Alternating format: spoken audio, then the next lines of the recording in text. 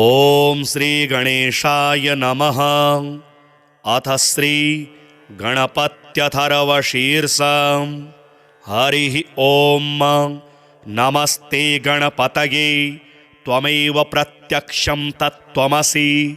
त्वमेव केवलं कर्तासि, त्वमेव केवलं धर्तासि, त्वमेव केवलं हर्तासि, त्वमेव सर्वं खल्विदं ब्रह्मासि। त्वं साक्षादात्मासि नित्यं। ऋतं वच्मि सत्यं वच्मि। अवत्वं माम् अववक्तारम् अवश्रोतारम् अवदातारम् अवधातारम्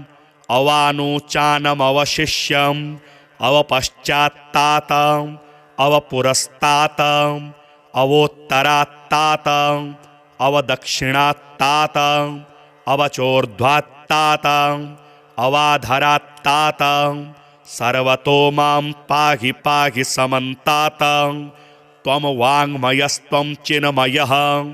त्वमानन्दमयस्त्वं ब्रह्ममयः, त्वं सच्चिदानन्दाद्वितीयोऽसि,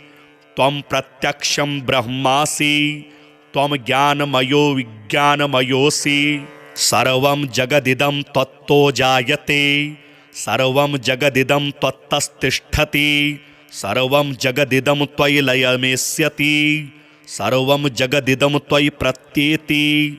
त्वं भूमिरापो नलो नीलो नभः,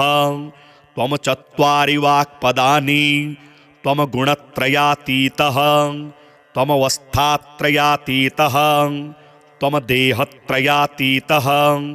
त्वं कालत्रयातीतः, त्वं मूलाधारस्थितोऽसि नित्यं, त्वं शक्तित्रयात्मकः। त्वां योगिनो ध्यायन्ति नित्यं। त्वं ब्रह्मा त्वं विष्णुस्त्वं रुद्रस्त्वमिन्द्रस्त्वमग्निस्त्वं वायुस्त्वं सूर्यस्त्वं चन्द्रमास्त्वं ब्रह्मभूर्भुवः स्वरो मां। गणादिं पूर्वमुच्चार्य वर्णादिं तदनन्तरम् अनुस्वारः परतरः अर्धेन्दुलसितं तारेण रुद्धम्। एतत्त्वमनुस्वरूपं गकारः पूर्वरूपम् अकारो मध्यमरूपम् अनुस्वारश्चान्त्यरूपम् बिन्दुरुत्तररूपम् नादः सन्धानं संहिता सन्धिः। सैषा गणेशविद्या गणकऋषिः निच्रिद्गायत्री छन्दः गणपतिर्देवता। ॐ गणपतये नमः। एकदन्ताय विद्महे वक्रतुण्डाय धीमहि तन्नो दन्तिः प्रचोदयात्। एकदन्तं चतुर्हस्तं पाशमङ्कुशधारिणं हृदं च वरदं हस्तैर्बिभ्राणं मूषकध्वजं रक्तं लम्बोदरं शूर्पं कर्णकं रक्तवाससं रक्तगन्धानुलिप्ताङ्गं रक्तपुष्पैः सुपूजितं भक्तानुकम्पिनं देवं जगत्कारणमच्युतम्। आविर्भूतं च सृष्ट्यादौ प्रकृतेः पुरुषात् परम्। एवं ध्यायति यो नित्यं स योगी योगिनां वरः। नमो व्रातपतये नमो गणपतये नमः प्रमथपतये। नमस्ते स्थूलम्बोदरायेकदन्ताय विघ्नविनाशिनी शिवसुताय श्रीवरदमूर्तये नमो नमः। हरिः ओम। नमस्ते गणपतये त्वमेव प्रत्यक्षं तत्त्वमसि। त्वमेव केवलं कर्तासि, त्वमेव केवलं धर्तासि, त्वमेव केवलं हर्तासि, त्वमेव सर्वं खल्विदं ब्रह्मासि। त्वं साक्षादात्मासि नित्यं। ऋतं वच्मि सत्यं वच्मि। अवत्वं माम् अववक्तारम् अवश्रोतारम् अवदातारम् अवधातारम् अवानोचानमवशिष्यम् अवपश्चात्तातम् अवपुरस्तातम् अवोत्तरात्तातम् अवदक्षिणात्तातम् अवचोर्ध्वात्तातम् अवाधरात्तातम् सर्वतो मां पाहि पाहि समन्तातं त्वं वाङ्मयस्त्वं चिन्मयः त्वमानन्दमयस्त्वं ब्रह्ममयः त्वं सच्चिदानन्दाद्वितीयोऽसि त्वं प्रत्यक्षं ब्रह्मासि त्वं ज्ञानमयो विज्ञानमयोऽसि सर्वं जगदिदं त्वत्तो जायते सर्वं जगदिदं त्वत्तस्तिष्ठति सर्वं जगदिदं त्वयि लयमेष्यति सर्वं जगदिदं त्वयि प्रत्येति त्वं भूमिरापो नलो नीलो नभः त्वं चत्वारि वाक्पदानि त्वं गुणत्रयातीतः त्वमवस्थात्रयातीतः त्वं देहत्रयातीतः त्वं कालत्रयातीतः त्वं मूलाधारस्थितोऽसि नित्यं त्वं शक्तित्रयात्मकः त्वां योगिनो ध्यायन्ति नित्यं त्वं ब्रह्मा त्वं विष्णुस्त्वं रुद्रस्त्वमिन्द्रस्त्वमग्निस्त्वं वायुस्त्वं सूर्यस्त्वं चन्द्रमास्त्वं ब्रह्मभूर्भुवः स्वरोमा गणादिं पूर्वमुच्चार्य वर्णादिं तदनन्तरम् अनुस्वारः परतरः अर्धेन्दुलसितं तारेण रुद्धम् एतत्त्वमनुस्वरूपं गकारः पूर्वरूपम् अकारो मध्यमरूपम् अनुस्वारश्चान्त्यरूपम् बिन्दुरुत्तररूपम् नादः सन्धानं संहिता सन्धिः सैषा गणेशविद्या गणकऋषिः निच्रिद्गायत्री छन्दः गणपतिर्देवता ॐ गणपतये नमः। एकदन्ताय विद्महे वक्रतुण्डाय धीमहि तन्नो दन्तिः प्रचोदयात् एकदन्तं चतुर्हस्तं पाशमङ्कुशधारिणं हृदं च वरदं हस्तैर्बिभ्राणं मूषकध्वजं रक्तं लम्बोदरं शूर्पं कर्णकं रक्तवाससं रक्तगन्धानुलिप्ताङ्गं रक्तपुष्पैः सुपूजितं भक्तानुकम्पिनं देवं जगत्कारणमच्युतम् आविर्भूतं च सृष्ट्यादौ प्रकृतेः पुरुषात् परम् एवं ध्यायति यो नित्यं स योगी योगिनां वरः। नमो व्रातपतये नमो गणपतये नमः प्रमथपतये नमस्ते स्थूलम्बोदरायेकदन्ताय विघ्नविनाशिनी शिवसुताय श्रीवरदमूर्तये नमो नमः। हरिः ॐ नमस्ते गणपतये त्वमेव प्रत्यक्षं तत्त्वमसि त्वमेव केवलं कर्तासि त्वमेव केवलं धर्तासि त्वमेव केवलं हरतासि त्वमेव सर्वं खल्विदं ब्रह्मासि त्वं साक्षादात्मासि नित्यं ऋतं वच्मि सत्यं वच्मि अवत्वं माम्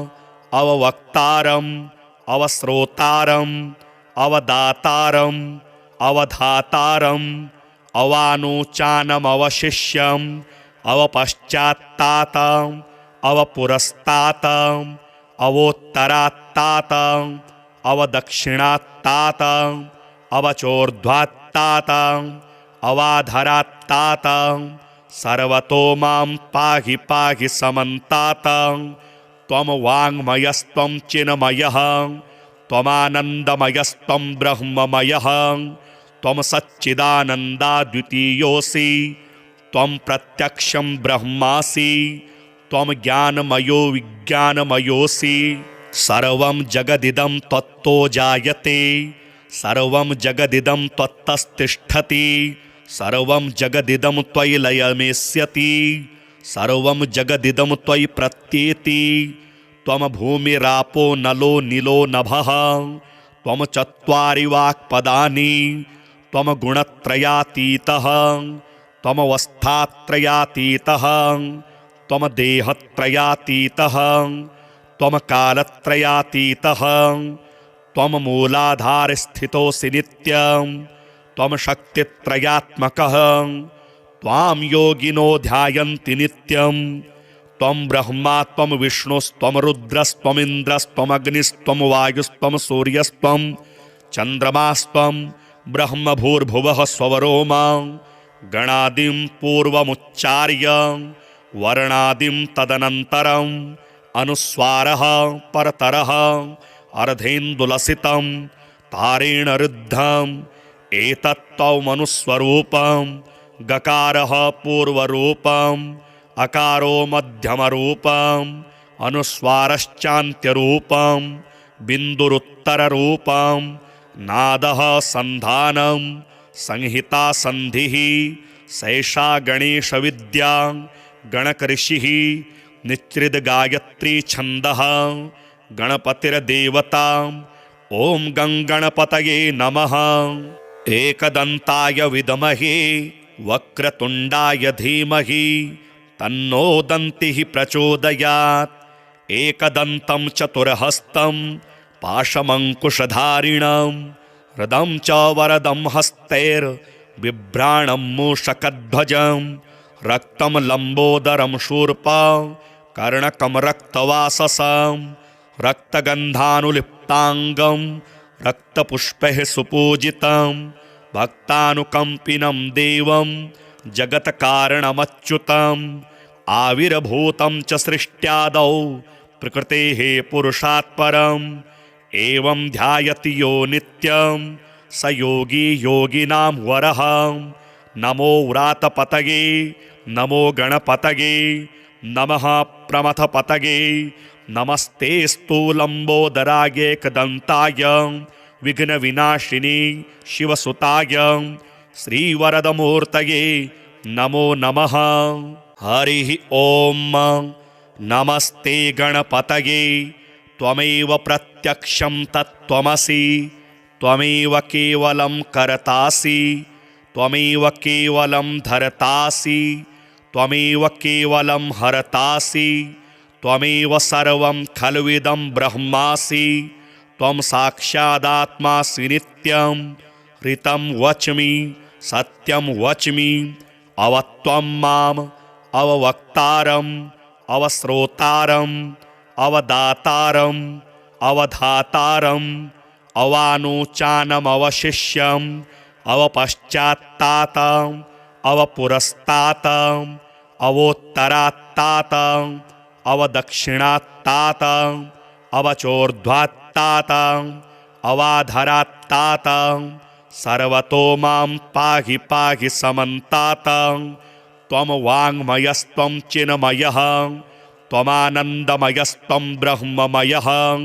त्वं सच्चिदानन्दाद्वितीयोऽसि त्वं प्रत्यक्षं ब्रह्मासि त्वं ज्ञानमयो विज्ञानमयोऽसि सर्वं जगदिदं त्वत्तो जायते सर्वं जगदिदं त्वत्तस्तिष्ठति सर्वं जगदिदं त्वयि लयमेष्यति सर्वं जगदिदं त्वयि प्रत्येति त्वं भूमिरापो नलो नीलो नभः त्वं चत्वारि वाक्पदानि त्वं गुणत्रयातीतः त्वमवस्थात्रयातीतः त्वं देहत्रयातीतः त्वं कालत्रयातीतः त्वं मूलाधारस्थितोऽसि नित्यं त्वं शक्तित्रयात्मकः त्वां योगिनो ध्यायन्ति नित्यं त्वं ब्रह्मा त्वं विष्णुस्त्वं रुद्रस्त्वमिन्द्रस्त्वमग्निस्त्वं वायुस्त्वं सूर्यस्त्वं चन्द्रमास्त्वं ब्रह्म भूर्भुवः स्वरोमा गणादिं पूर्वमुच्चार्य वर्णादिं तदनन्तरम् अनुस्वारः परतरः अर्धेन्दुलसितं तारेण रुद्धम् एतत्त्वमनुस्वरूपं गकारः पूर्वरूपम् अकारो मध्यमरूपम् अनुस्वारश्चान्त्यरूपम् बिन्दुरुत्तररूपम् नादः सन्धानं संहिता सन्धिः सैषा गणेशविद्या गणकऋषिः निच्रिद्गायत्री छन्दः गणपतिर्देवता ॐ गणपतये नमः। एकदन्ताय विद्महे वक्रतुण्डाय धीमहि तन्नो दन्तिः प्रचोदयात्। एकदन्तं चतुर्हस्तं पाशमङ्कुशधारिणं हृदं च वरदं हस्तैर्बिभ्राणं मूषकध्वजं रक्तं लम्बोदरं शूर्पं कर्णकं रक्तवाससं रक्तगन्धानुलिप्ताङ्गं रक्तपुष्पैः सुपूजितं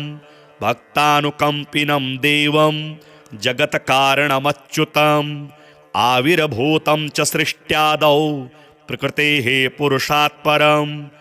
एवं ध्यायति यो नित्यं स योगी योगिनां वरः। नमो व्रातपतये नमो गणपतये नमः प्रमथपतये नमस्ते स्थूलम्बोदरायेकदन्ताय विघ्नविनाशिनी शिवसुताय श्रीवरदमूर्तये नमो नमः। हरिः ॐ नमस्ते गणपतये त्वमेव प्रत्यक्षं तत्त्वमसि त्वमेव केवलं कर्तासि त्वमेव केवलं धर्तासि त्वमेव केवलं हरतासि त्वमेव सर्वं खल्विदं ब्रह्मासि त्वं साक्षादात्मासि नित्यं ऋतं वच्मि सत्यं वच्मि अवत्वं माम् अववक्तारम् अवश्रोतारम् अवदातारम् अवधातारम् अवानुचानमवशिष्यम् अवपश्चात्तातम् अवपुरस्तातम् अवोत्तरात्तातम् अवदक्षिणात्तातम् अवचोर्ध्वात्तातम् अवाधरात्तातम् सर्वतो मां पाहि पाहि समन्तातम् त्वं वाङ्मयस्त्वं चिन्मयः त्वमानन्दमयस्त्वं ब्रह्ममयः त्वं सच्चिदानन्दाद्वितीयोऽसि त्वं प्रत्यक्षं ब्रह्मासि त्वं ज्ञानमयो विज्ञानमयोऽसि सर्वं जगदिदं त्वत्तो जायते सर्वं जगदिदं त्वत्तस्तिष्ठति सर्वं जगदिदं त्वयि लयमेष्यति सर्वं जगदिदं त्वयि प्रत्येति त्वं भूमिरापो नलो नीलो नभः त्वं चत्वारि वाक्पदानि त्वं गुणत्रयातीतः त्वमवस्थात्रयातीतः त्वं देहत्रयातीतः त्वं कालत्रयातीतः त्वं मूलाधारस्थितोऽसि नित्यं त्वं शक्तित्रयात्मकः त्वां योगिनो ध्यायन्ति नित्यं त्वं ब्रह्मा त्वं विष्णुस्त्वं रुद्रस्त्वमिन्द्रस्त्वमग्निस्त्वं वायुस्त्वं सूर्यस्त्वं चन्द्रमास्त्वं ब्रह्मभूर्भुवः स्वरो मां गणादिं पूर्वमुच्चार्य वर्णादिं तदनन्तरम् अनुस्वारः परतरः अर्धेन्दुलसितं तारेण रुद्धम् एतत्त्वमनुस्वरूपं गकारः पूर्वरूपम् अकारो मध्यमरूपम् अनुस्वारश्चान्त्यरूपं बिन्दुरुत्तररूपं नादः सन्धानं संहिता सन्धिः सैषा गणेशविद्या गणकऋषिः निच्रिद्गायत्री छन्दः गणपतिर्देवता ॐ गङ्गणपतये नमः। एकदन्ताय विद्महे वक्रतुण्डाय धीमहि तन्नो दन्तिः प्रचोदयात् एकदन्तं चतुर्हस्तं पाशमङ्कुशधारिणं हृदं च वरदं हस्तैर्बिभ्राणं मूषकध्वजं रक्तं लम्बोदरं शूर्पं कर्णकं रक्तवाससं रक्तगन्धानुलिप्ताङ्गं रक्तपुष्पैः सुपूजितं भक्तानुकम्पिनं देवं जगत्कारणमच्युतम् आविर्भूतं च सृष्ट्यादौ प्रकृतेः पुरुषात् परम् एवं ध्यायति यो नित्यं स योगी योगिनां वरः। नमो व्रातपतये नमो गणपतये नमः प्रमथपतये नमस्ते स्थूलम्बोदरायेकदन्ताय विघ्नविनाशिनी शिवसुताय श्रीवरदमूर्तये नमो नमः। हरिः ॐ नमस्ते गणपतये त्वमेव प्रत्यक्षं तत्त्वमसि त्वमेव केवलं कर्तासि त्वमेव केवलं धर्तासि त्वमेव केवलं हर्तासि त्वमेव सर्वं खल्विदं ब्रह्मासि त्वं साक्षादात्मासि नित्यं ऋतं वच्मि सत्यं वच्मि अवत्वं माम् अववक्तारम् अवश्रोतारम् अवदातारम् अवधातारम् अवानुचानमवशिष्यम् अवपश्चात्तातम् अवपुरस्तातम् अवोत्तरात्तातम् अवदक्षिणात्तातम् अवचोर्ध्वात्तातम् अवाधरात्तातम् सर्वतो मां पाहि पाहि समन्तातम् त्वं वाङ्मयस्त्वं चिन्मयः त्वमानन्दमयस्त्वं ब्रह्ममयः त्वं सच्चिदानन्दाद्वितीयोऽसि त्वं प्रत्यक्षं ब्रह्मासि त्वं ज्ञानमयो विज्ञानमयोऽसि सर्वं जगदिदं त्वत्तो जायते सर्वं जगदिदं त्वत्तस्तिष्ठति सर्वं जगदिदं त्वयि लयमेष्यति सर्वं जगदिदं त्वयि प्रत्येति त्वं भूमिरापो नलो नीलो नभः त्वं चत्वारि वाक्पदानि त्वं गुणत्रयातीतः त्वमवस्थात्रयातीतः त्वं देहत्रयातीतः त्वं कालत्रयातीतः त्वं मूलाधारस्थितोऽसि नित्यं त्वं शक्तित्रयात्मकः त्वां योगिनो ध्यायन्ति नित्यं त्वं ब्रह्मा त्वं विष्णुस्त्वं रुद्रस्त्वमिन्द्रस्त्वमग्निस्त्वं वायुस्त्वं सूर्यस्त्वं चन्द्रमास्त्वं ब्रह्मभूर्भुवः स्वरो मां गणादिं पूर्वमुच्चार्य वर्णादिं तदनन्तरम् अनुस्वारः परतरः अर्धेन्दुलसितं तारेण रुद्धम् एतत्त्वमनुस्वरूपं गकारः पूर्वरूपम् अकारो मध्यमरूपम् अनुस्वारश्चान्त्यरूपं बिन्दुरुत्तररूपं नादः सन्धानं संहिता सन्धिः सैषा गणेशविद्या गणकऋषिः निच्रिद्गायत्री छन्दः गणपतिर्देवता ॐ गणपतये नमः। एकदन्ताय विद्महे वक्रतुण्डाय धीमहि तन्नो दन्तिः प्रचोदयात् एकदन्तं चतुर्हस्तं पाशमङ्कुशधारिणं हृदं च वरदं हस्तैर्बिभ्राणं मूषकध्वजं रक्तं लम्बोदरं शूर्पं कर्णकं रक्तवाससं रक्तगन्धानुलिप्ताङ्गं रक्तपुष्पैः सुपूजितं भक्तानुकम्पिनं देवं जगत्कारणमच्युतम् आविर्भूतं च सृष्ट्यादौ प्रकृतेः पुरुषात् परम् एवं ध्यायति यो नित्यं स योगी योगिनां वरः। नमो व्रातपतये नमो गणपतये नमः प्रमथपतये नमस्ते स्थूलम्बोदराय एकदन्ताय विघ्नविनाशिनी शिवसुताय श्रीवरदमूर्तये नमो नमः। हरिः ॐ नमस्ते गणपतये त्वमेव प्रत्यक्षं तत्त्वमसि त्वमेव केवलं कर्तासि त्वमेव केवलं धर्तासि त्वमेव केवलं हर्तासि त्वमेव सर्वं खल्विदं ब्रह्मासि त्वं साक्षादात्मासि नित्यं ऋतं वच्मि सत्यं वच्मि अवत्वं माम् अववक्तारम् अवश्रोतारम् अवदातारम् अवधातारम् अवानुचानमवशिष्यम् अवपश्चात्तातम् अवपुरस्तातम् अवोत्तरात्तातम् अवदक्षिणात्तातम् अवचोर्ध्वात्तातम् अवाधरात्तातम् सर्वतो मां पाहि पाहि समन्तातम् त्वं वाङ्मयस्त्वं चिन्मयः त्वमानन्दमयस्त्वं ब्रह्ममयः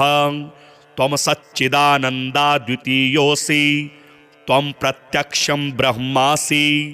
त्वं ज्ञानमयो विज्ञानमयोऽसि सर्वं जगदिदं त्वत्तो जायते सर्वं जगदिदं त्वत्तस्तिष्ठति सर्वं जगदिदं त्वयि लयमेष्यति सर्वं जगदिदं त्वयि प्रत्येति त्वं भूमिरापो नलो नीलो नभः त्वं चत्वारि वाक्पदानि त्वं गुणत्रयातीतः त्वमवस्थात्रयातीतः त्वं देहत्रयातीतः त्वं कालत्रयातीतः त्वं मूलाधारस्थितोऽसि नित्यं त्वं शक्तित्रयात्मकः त्वां योगिनो ध्यायन्ति नित्यं त्वं ब्रह्मा त्वं विष्णुस्त्वं रुद्रस्त्वमिन्द्रस्त्वमग्निस्त्वं वायुस्त्वं सूर्यस्त्वं चन्द्रमास्त्वं ब्रह्म भूर्भुवः स्वरोमा गणादिं पूर्वमुच्चार्य वर्णादिं तदनन्तरम् अनुस्वारः परतरः अर्धेन्दुलसितं तारेण रुद्धम् एतत्त्वमनुस्वरूपं गकारः पूर्वरूपम् अकारो मध्यमरूपम् अनुस्वारश्चान्त्यरूपं बिन्दुरुत्तररूपं नादः सन्धानं संहिता सन्धिः सैषा गणेशविद्या गणकऋषिः निच्रिद्गायत्री छन्दः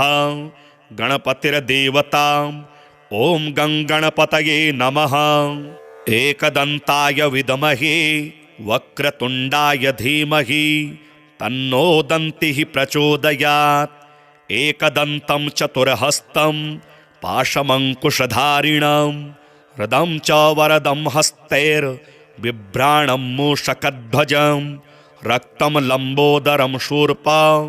कर्णकं रक्तवाससं रक्तगन्धानुलिप्ताङ्गं रक्तपुष्पैः सुपूजितं भक्तानुकम्पिनं देवं जगत्कारणमच्युतम् आविर्भूतं च सृष्ट्यादौ प्रकृतेः पुरुषात् परम् एवं ध्यायति यो नित्यं स योगी योगिनां वरः नमो व्रातपतये नमो गणपतये नमः प्रमथपतये नमस्तेऽस्तु लम्बोदराय एकदन्ताय विघ्नविनाशिनी शिवसुताय श्रीवरदमूर्तये नमो नमः। हरिः ॐ नमस्ते गणपतये त्वमेव प्रत्यक्षं तत्त्वमसि त्वमेव केवलं कर्तासि त्वमेव केवलं धर्तासि त्वमेव केवलं हरतासि त्वमेव सर्वं खल्विदं ब्रह्मासि त्वं साक्षादात्मासि नित्यं ऋतं वच्मि सत्यं वच्मि अवत्वं माम् अववक्तारम् अवश्रोतारम् अवदातारम् अवधातारम् अवानोचानमवशिष्यम् अवपश्चात्तातम् अवपुरस्तातम् अवोत्तरात्तातम् अवदक्षिणात्तातम् अवचोर्ध्वात्तातम् अवाधरात्तातम् सर्वतो मां पाहि पाहि समन्तातं त्वं वाङ्मयस्त्वं चिन्मयः त्वमानन्दमयस्त्वं ब्रह्ममयः त्वं सच्चिदानन्दाद्वितीयोऽसि त्वं प्रत्यक्षं ब्रह्मासि त्वं ज्ञानमयो विज्ञानमयोऽसि सर्वं जगदिदं त्वत्तो जायते सर्वं जगदिदं त्वत्तस्तिष्ठति सर्वं जगदिदं त्वयि लयमेष्यति सर्वं जगदिदं त्वयि प्रत्येति त्वं भूमिरापो नलो नीलो नभः त्वं चत्वारि वाक्पदानि त्वं गुणत्रयातीतः त्वमवस्थात्रयातीतः त्वं देहत्रयातीतः त्वं कालत्रयातीतः त्वं मूलाधारस्थितोऽसि नित्यं त्वं शक्तित्रयात्मकः त्वां योगिनो ध्यायन्ति नित्यं त्वं ब्रह्मा त्वं विष्णुस्त्वं रुद्रस्त्वमिन्द्रस्त्वमग्निस्त्वं वायुस्त्वं सूर्यस्त्वं चन्द्रमास्त्वं ब्रह्म भूर्भुवः स्वरोमा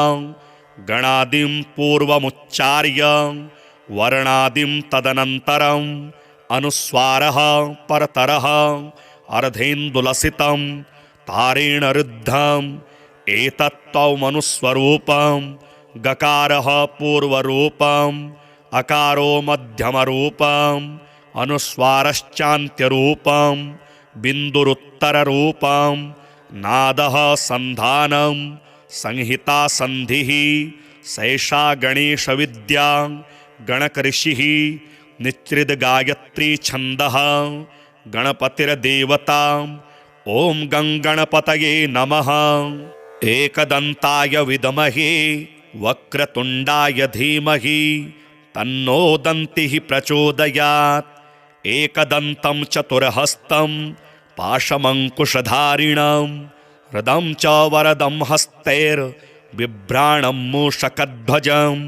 रक्तं लम्बोदरं शूर्पा कर्णकं रक्तवाससं रक्तगन्धानुलिप्ताङ्गं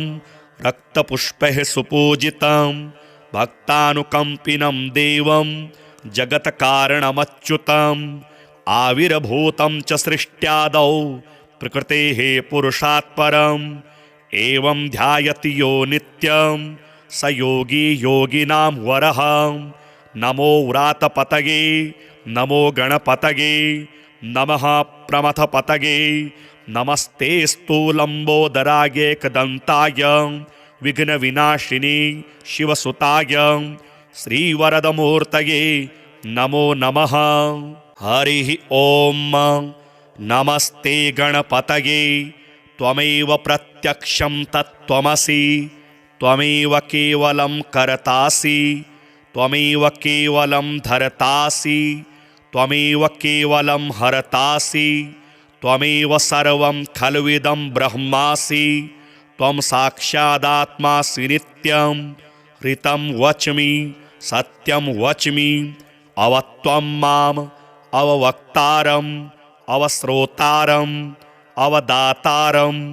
अवधातारम् अवानोचानमवशिष्यम् अवपश्चात्तातम् अवपुरस्तातम् अवोत्तरात्तातम् अवदक्षिणात्तातम् अवचोर्ध्वात्तातम् अवाधरात्तातम् सर्वतो मां पाहि पाहि समन्तातं त्वं वाङ्मयस्त्वं चिन्मयः त्वमानन्दमयस्त्वं ब्रह्ममयः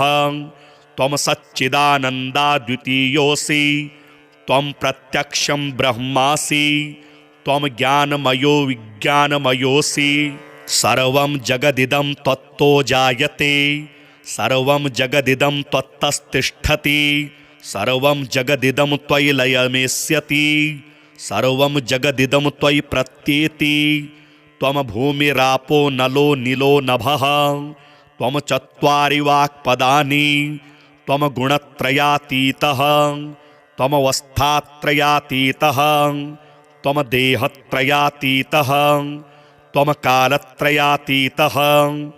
त्वं मूलाधारस्थितोऽसि नित्यं त्वं शक्तित्रयात्मकः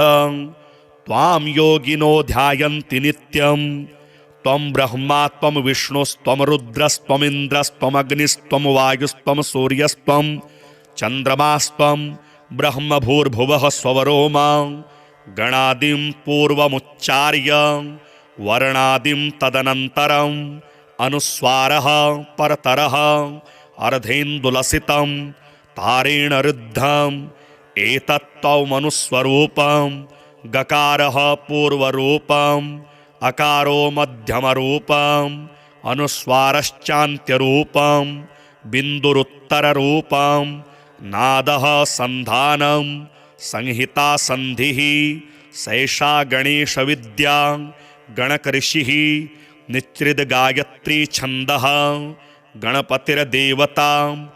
ॐ गङ्गणपतये नमः। एकदन्ताय विद्महे वक्रतुण्डाय धीमहि तन्नो दन्तिः प्रचोदयात्। एकदन्तं चतुर्हस्तं पाशमङ्कुशधारिणं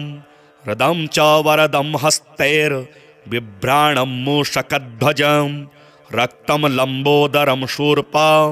कर्णकं रक्तवाससं रक्तगन्धानुलिप्ताङ्गं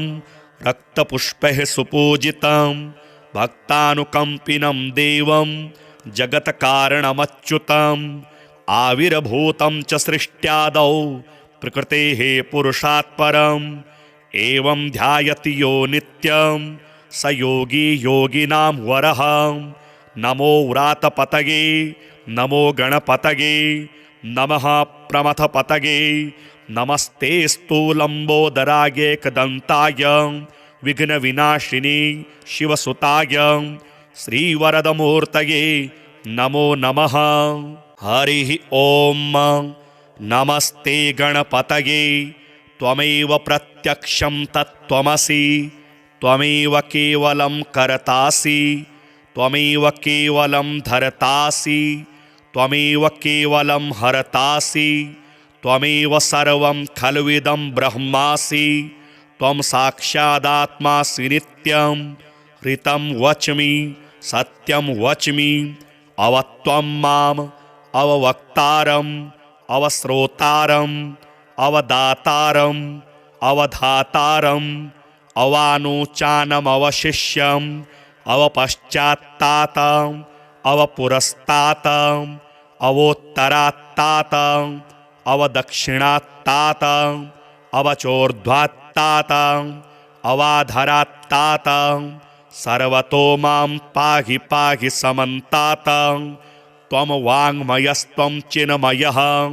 त्वमानन्दमयस्त्वं ब्रह्ममयः त्वं सच्चिदानन्दाद्वितीयोऽसि त्वं प्रत्यक्षं ब्रह्मासि त्वं ज्ञानमयो विज्ञानमयोऽसि सर्वं जगदिदं त्वत्तो जायते सर्वं जगदिदं त्वत्तस्तिष्ठति सर्वं जगदिदं त्वयि लयमेष्यति सर्वं जगदिदं त्वयि प्रत्येति त्वं भूमिरापो नलो नीलो नभः त्वं चत्वारि वाक्पदानि त्वं गुणत्रयातीतः त्वमवस्थात्रयातीतः त्वं देहत्रयातीतः त्वं कालत्रयातीतः त्वं मूलाधारस्थितोऽसि नित्यं त्वं शक्तित्रयात्मकः त्वां योगिनो ध्यायन्ति नित्यं त्वं ब्रह्मा त्वं विष्णुस्त्वं रुद्रस्त्वमिन्द्रस्त्वमग्निस्त्वं वायुस्त्वं सूर्यस्त्वं चन्द्रमास्त्वं ब्रह्मभूर्भुवः स्वरोमा गणादिं पूर्वमुच्चार्य वर्णादिं तदनन्तरम् अनुस्वारः परतरः अर्धेन्दुलसितं तारेण रुद्धम् एतत्त्वमनुस्वरूपं गकारः पूर्वरूपम् अकारो मध्यमरूपम् अनुस्वारश्चान्त्यरूपम् बिन्दुरुत्तररूपम् नादः सन्धानं संहिता सन्धिः सैषा गणेशविद्या गणकऋषिः निच्रिद्गायत्री छन्दः गणपतिर्देवता ॐ गङ्गणपतये नमः। एकदन्ताय विद्महे वक्रतुण्डाय धीमहि तन्नो दन्तिः प्रचोदयात्। एकदन्तं चतुर्हस्तं पाशमङ्कुशधारिणं हृदं च वरदं हस्तैर्बिभ्राणं मूषकध्वजं रक्तं लम्बोदरं शूर्पा कर्णकं रक्तवाससं रक्तगन्धानुलिप्ताङ्गं रक्तपुष्पैः सुपूजितं भक्तानुकम्पिनं देवं जगत्कारणमच्युतम् आविर्भूतं च सृष्ट्यादौ प्रकृतेः पुरुषात् परम् एवं ध्यायति यो नित्यं स योगी योगिनां वरः। नमो व्रातपतये नमो गणपतये नमः प्रमथपतये नमस्तेस्तु लम्बोदराय एकदन्ताय विघ्नविनाशिनी शिवसुताय श्रीवरदमूर्तये नमो नमः। हरिः ॐ नमस्ते गणपतये त्वमेव प्रत्यक्षं तत्त्वमसि त्वमेव केवलं कर्तासि त्वमेव केवलं धर्तासि त्वमेव केवलं हर्तासि त्वमेव सर्वं खल्विदं ब्रह्मासि त्वं साक्षादात्मासि नित्यं ऋतं वच्मि सत्यं वच्मि अवत्वं माम् अववक्तारम् अवश्रोतारम् अवदातारम् अवधातारम् अवानोचानमवशिष्यम् अवपश्चात्तातम् अवपुरस्तातम् अवोत्तरात्तातम् अवदक्षिणात्तातम् अवचोर्ध्वात्तातम् अवाधरात्तातम् सर्वतो मां पाहि पाहि समन्तातम् त्वं वाङ्मयस्त्वं चिन्मयः त्वमानन्दमयस्त्वं ब्रह्ममयः त्वं सच्चिदानन्दाद्वितीयोऽसि त्वं प्रत्यक्षं ब्रह्मासि त्वं ज्ञानमयो विज्ञानमयोऽसि सर्वं जगदिदं त्वत्तो जायते सर्वं जगदिदं त्वत्तस्तिष्ठति सर्वं जगदिदं त्वयि लयमेष्यति सर्वं जगदिदं त्वयि प्रत्येति त्वं भूमिरापो नलो नीलो नभः त्वं चत्वारि वाक्पदानि त्वं गुणत्रयातीतः त्वमवस्थात्रयातीतः त्वं देहत्रयातीतः त्वं कालत्रयातीतः त्वं मूलाधारस्थितोऽसि नित्यं त्वं शक्तित्रयात्मकः त्वां योगिनो ध्यायन्ति नित्यं त्वं ब्रह्मा त्वं विष्णुस्त्वं रुद्रस्त्वमिन्द्रस्त्वमग्निस्त्वं वायुस्त्वं सूर्यस्त्वं चन्द्रमास्त्वं ब्रह्मभूर्भुवः स्वरोमा गणादिं पूर्वमुच्चार्य वर्णादिं तदनन्तरम् अनुस्वारः परतरः अर्धेन्दुलसितं तारेण रुद्धम् एतत्त्वमनुस्वरूपं गकारः पूर्वरूपम् अकारो मध्यमरूपम् अनुस्वारश्चान्त्यरूपम् बिन्दुरुत्तररूपम् नादः सन्धानं संहिता सन्धिः सैषा गणेशविद्या गणकऋषिः निच्रिद्गायत्री छन्दः गणपतिर्देवता ॐ गणपतये नमः। एकदन्ताय विद्महे वक्रतुण्डाय धीमहि तन्नो दन्तिः प्रचोदयात् एकदन्तं चतुर्हस्तं पाशमङ्कुशधारिणं हृदं च वरदं हस्तैर्बिभ्राणं मूषकध्वजं रक्तं लम्बोदरं शूर्पं कर्णकं रक्तवाससं रक्तगन्धानुलिप्ताङ्गं रक्तपुष्पैः सुपूजितं भक्तानुकम्पिनं देवं जगत्कारणमच्युतम् आविर्भूतं च सृष्ट्यादौ प्रकृतेः पुरुषात् परम् एवं ध्यायति यो नित्यं स योगी योगिनां वरः। नमो व्रातपतये नमो गणपतये नमः प्रमथपतये नमस्ते स्थूलम्बोदराय एकदन्ताय विघ्नविनाशिनी शिवसुताय श्रीवरदमूर्तये नमो नमः।